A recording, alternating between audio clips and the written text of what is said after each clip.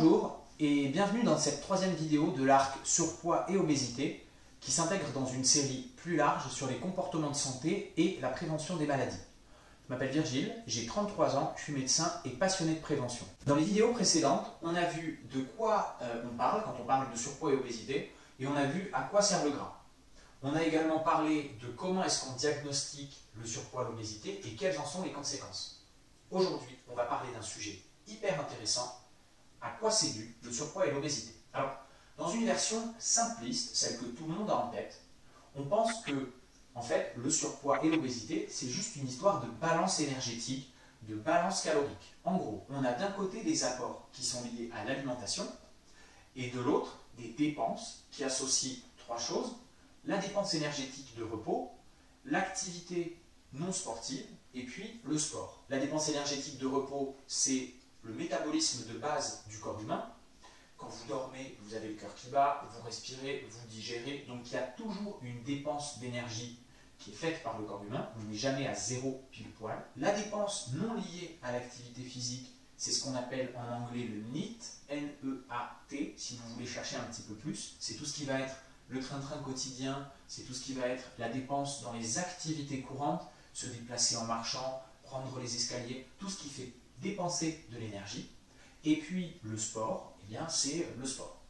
Et donc, cette association dépense énergétique de repos plus NEAT plus sport, ça donne le package global des dépenses énergétiques d'un individu.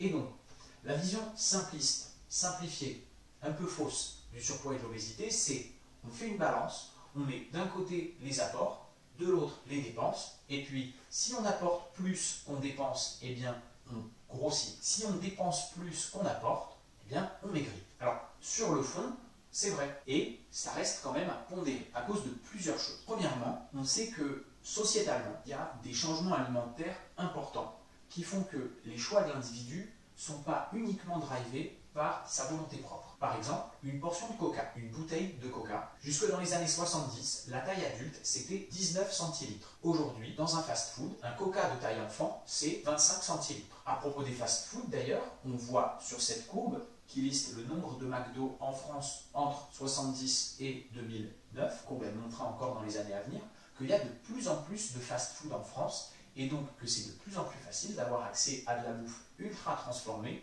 hyper riche en sel, en sucre, en gras, et très pourvoyeuse de surpoids et d'obésité. Mais cette nourriture ultra transformée, il n'y a pas que dans les fast-foods qu'on y a accès. On y a accès aussi dans les rayons des supermarchés pour pouvoir se faire des plats pré-cuisinés qui font gagner du temps, ou alors dans la majorité des établissements de restauration collective. Je pense par exemple à la cantine du lycée ou bien à la cantine de l'hôpital. Au-delà de l'alimentation, qui s'est modifiée depuis les années 70 au niveau sociétal, on a aussi une évolution de la sédentarité et de l'inactivité, et pas dans le bon sens. La sédentarité, c'est le temps qu'on passe éveillé, c'est-à-dire pas en sommeil, et qu'on passe assis ou allongé. C'est typiquement ce qu'on va faire quand on mange, quand on se déplace en voiture ou en transport en commun, quand on joue aux jeux vidéo, quand on lit, quand on regarde la télé. Et cette sédentarité, aujourd'hui, elle représente en moyenne 7 heures pour un adulte par jour. L'inactivité physique, c'est d'autres choses. C'est défini comme un niveau insuffisant d'activité physique d'intensité modérée à élevée. Il y a beaucoup de personnes qui pensent faire de l'activité physique au quotidien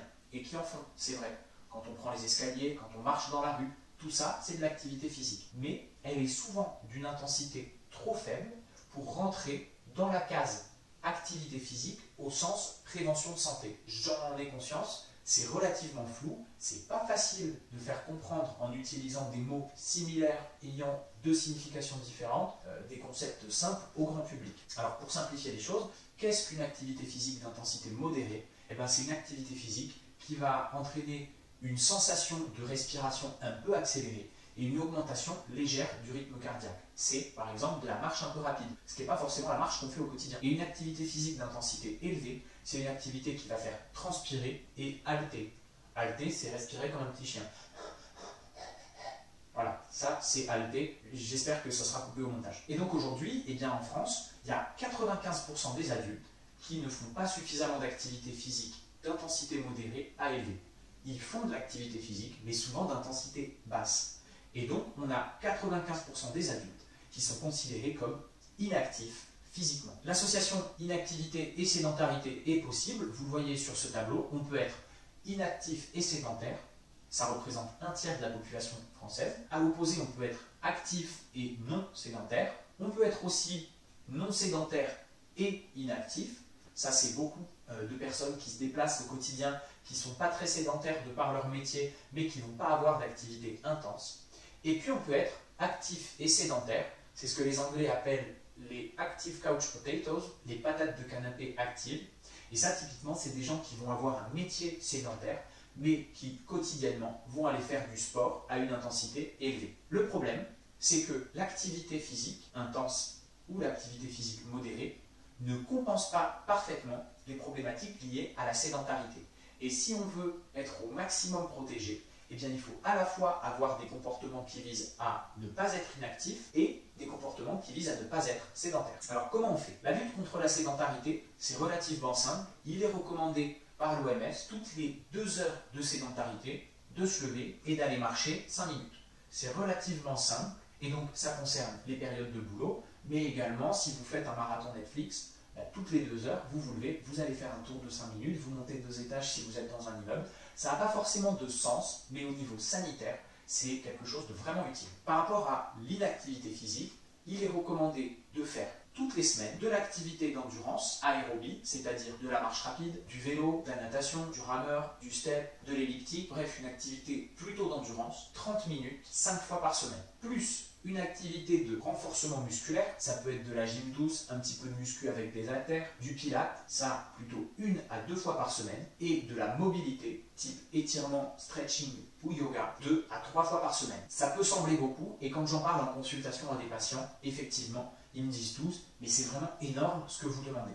Et oui, ça peut sembler beaucoup, ça a parfois du mal à s'intégrer dans nos vies telles qu'elles sont actuellement, mais c'est ce pourquoi le corps humain a été designé. Quand on regarde l'évolution du corps humain, on n'est pas fait pour être dans un canapé ou tout le temps derrière un bureau. Notre corps, c'est une machine biologique qui a besoin de dépenser de l'énergie. Et si on ne dépense pas cette énergie, si on n'a pas une sédentarité cassée et une activité physique suffisante en volume et en intensité, et bien il nous arrive des problèmes. Le surpoids et l'obésité, au-delà de ces problématiques alimentaires et de dépenses d'énergie, c'est aussi lié à des dérégulations de l'horloge biologique. Et on sait que les personnes qui ont un sommeil insuffisant, c'est-à-dire moins de 7 à 8 heures de sommeil pour un adulte et qui ont des horaires de repas anarchiques, vont avoir tendance à plus facilement être en surpoids ou obèses. Ça ne veut pas dire que toutes les personnes qui dorment moins de 7 heures par nuit vont être en surpoids ou obèses, c'est juste un facteur de risque supplémentaire. Il existe également une participation du microbiote intestinal. Le microbiote intestinal, c'est toutes les bactéries que vous avez à l'intérieur du tube digestif qui est impliqué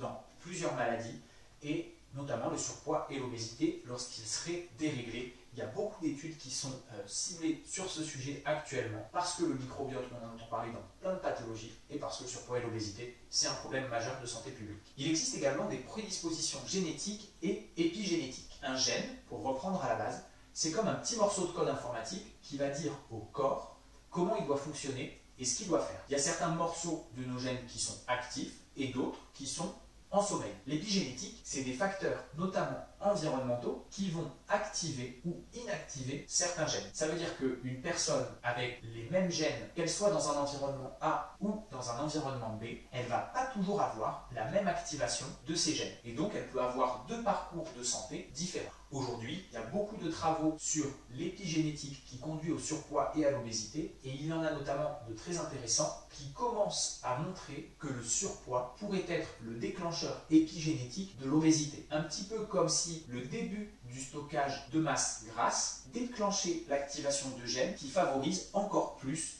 de stockage, comme si le surpoids était un starter de l'obésité. Pas uniquement en se disant que si on continue à manger trop, on va grossir, dans la vision simpliste, mais vraiment avec une explication génétique à un emballement où plus on grossit vite, avec une courbe qui serait plutôt exponentielle, pas linéaire. Et ça, c'est hyper important, notamment quand on se rappelle que l'obésité et le surpoids, ça touche aussi de plus en plus les jeunes. Il existe également des facteurs de risque prénatal de surpoids et d'obésité. On sait par exemple que les enfants qui naissent de mères tabagiques, en surpoids, diabétiques, qui prennent du poids pendant la grossesse de manière excessive ou qui viennent d'un milieu socio-économique défavorisé ont plus de risques, toutes choses égales par ailleurs, à alimentation similaire, à dépenses énergétiques similaires, à faire du surpoids ou de l'obésité. Petit récap de tout ce qu'on s'est dit dans cette vidéo et c'est assez fourni. Le surpoids et l'obésité, ça vient de causes multiples. Il y a d'une part le comportement individuel avec la balance énergétique entre les apports et la dépense. D'autre part, il y a une modulation par le bagage génétique et les facteurs épigénétiques qui viennent activer ou éteindre certains gènes. Et puis, il y a les choix de société. Quand on continue à augmenter le nombre de fast-food dans les grandes villes, eh bien, il ne faut pas s'étonner qu'il y ait de plus en plus de personnes qui puissent y avoir accès et qui sont en surpoids ou obèses. Pareil avec la mise à disposition de nourriture transformée ou ultra transformée. Il y a un possible emballement chez les personnes génétiquement prédisposées et donc peut-être que le surpoids est le starter de l'obésité, ce qui montrerait qu'il y a un enjeu majeur à contrôler la survenue du surpoids chez les jeunes. Maintenant qu'on a vu de quoi on parle, à quoi ça sert le gras, quelles sont les conséquences du surpoids et de l'obésité, et à cause de quoi on est en surpoids ou obèse, et bien dans la prochaine vidéo, on verra comment perdre du gras intelligemment. A bientôt!